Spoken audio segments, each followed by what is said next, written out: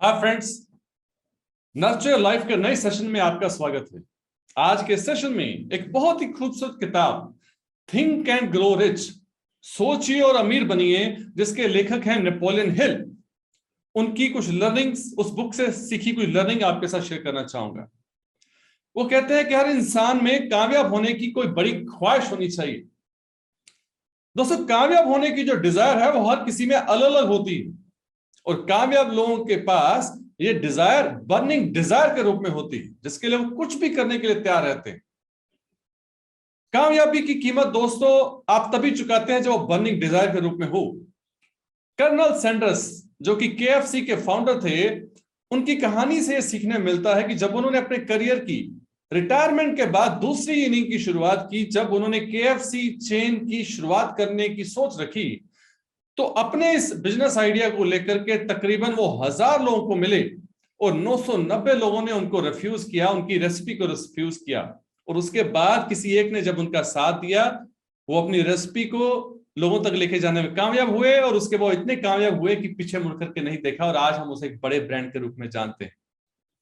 इसी तरह से जेके रोलिंग, जो कि एक लेखक थे, उन्होंने किताब लिखी और 10 पब्लिशर से मिले और 9 पब्लिशर्स ने उन्हें मना किया उनकी बुक को लिखने के लिए, लेकिन 10वें पब्लिशर ने उनको हाँ बोला, और वो बुक छपने के बाद इतनी कामयाब हुई कि उसके ऊपर आज एक मूवी बन चुकी है। वो बुक थी हैरी पॉटर कैरेक्टर के ऊपर। दोस्तों, कामयाबी के लिए जरूरी है कि आप अपनी डिजायर को लगातार फायर करते रहें। अगर आप उसे बर्निंग डिजायर में बदल देते हैं तो फिर आपको कामयाब होने से कोई नहीं रोक सकता।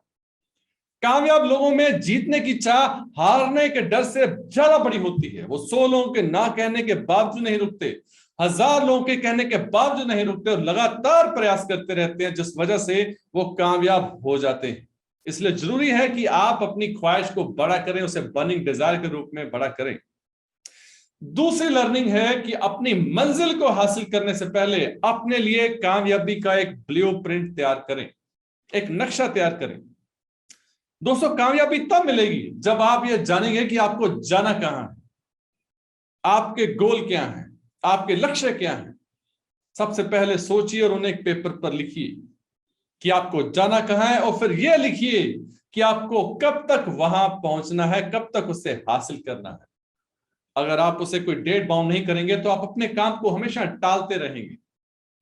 सबसे पहले जानना है कि क्या हासिल करना है, और फिर यह लिखना है कि आपको कब तक उसे हासिल करना है, और फिर आपको यह जानना है कि उसे कैसे हासिल करना है। सोच करके एक प्लानिंग बनाइए और उसे ऑन पेपर लिख डालिए। जब आप उसे पेपर पर उतार देते हैं तो फिर आपके लिए उस पर अमल करने की संभावना बढ़ जाती है। रात को सोने से पहले अगर आप उसे हर रोज पढ़ते हैं तो आपका सबकॉन्शियस माइंड आपको मदद करेगा, उसे आपको कामयाबी में बदलने के लिए। वो आपको सेल्फ मोटिवेट करने में मदद करता है। तीसरी लर्निंग उससे मिलती है कि खुद पे भरोसा करना कामयाब लोगों की सबसे बड़ी आदत होती है। अगर आप कामयाब लोगों की कहानी को देखें तो आप देखेंगे कि वो खुद पे भरोसा करना जानते थे। वो जानते थे कि वो क्या कर रहे हैं, और वो तब तक प्रयास करता रहते थे जब तक कि वो हासिल ना कर लें, कामयाबी हासिल ना कर लें। कामयाब लोगों की एक खासियत ये होती है कि वो तब तक रुकते नहीं है जब तक जीत नहीं जाते। थॉमस अल्वा एडिसन जी की कहानी से सीखने मिलता है कि उन्होंने बल्ब बनाने से पहले 10,000 कोशिश की थी और 9,999 उसमें फेल हो गई थी। प्रेस कॉन्फ्रेंस में जब उनका इंटरव्यू लिया जा रहा था तो प्रेस रिपोर्टर ने उनसे अनुभव के बारे में पूछा कि आप इतनी बार फेल हुए तो आपको कैसा अनुभव हो रहा था। तो एडिसन ने कहा कि मेरी हर कोशिश मुझे यह बता रही थी कि इस तरह से बल्ब नहीं बनाया जा सकता, तो मैंने 9,999 ऐसे तरीके खोजे जिससे बल्ब नहीं बन सकता।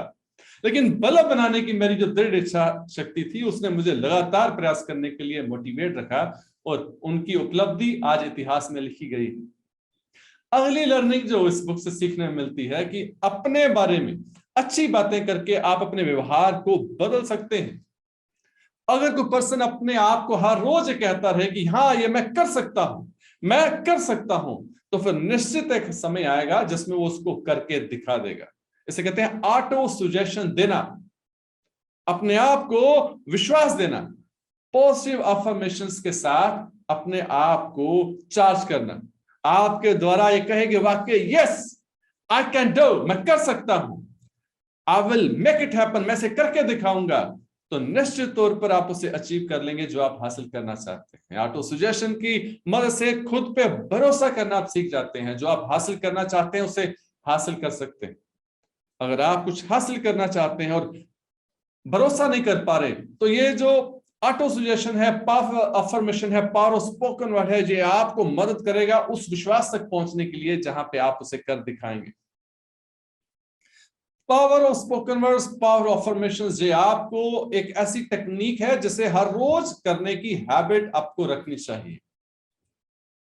अगली लर्निंग जो इस बुक से मिलती है कि कामयाब होने के लिए आपके पास नॉलेज होना जरूरी है।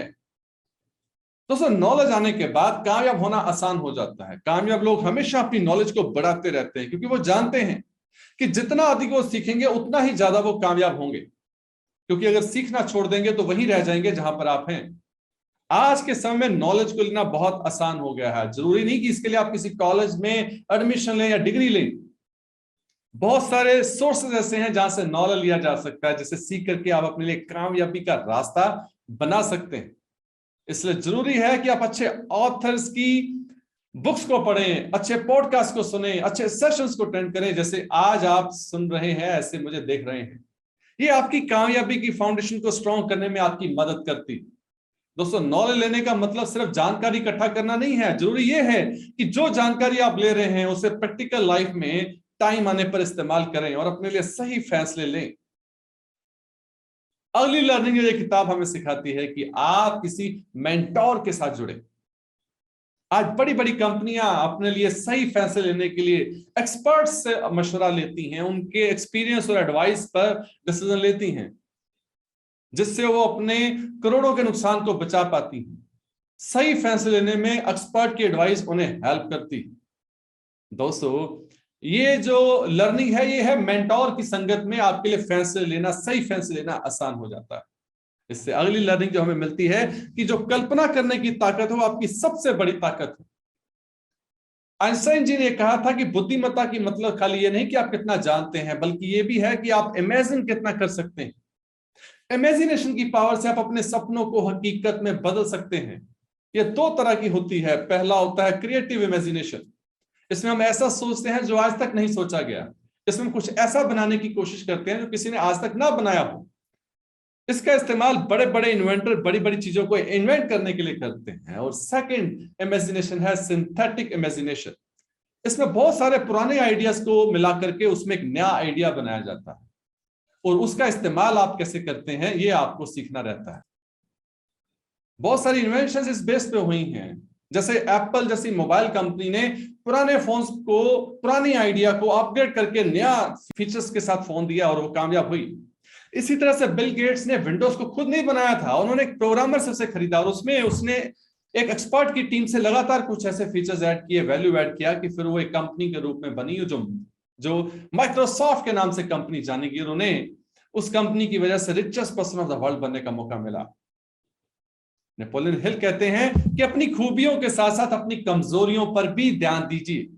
हम में से बहुत से लोग ये मानने के लिए तैयार नहीं कि हम में बहुत सारी कमियां हैं जिसे सुधार करके आगे बढ़ा जा सकता है। ये बात हमें आगे बढ़ने से रोकती है। इसलिए सबसे पहले अपने बारे में जानने की कोशिश कीजिए। खुद के बारे में जानने के लिए अपने आप से कुछ सवाल कीजिए। क्या मैंने इस पिछले साल में वैसी मेहनत की जैसी मैं कर सकता था?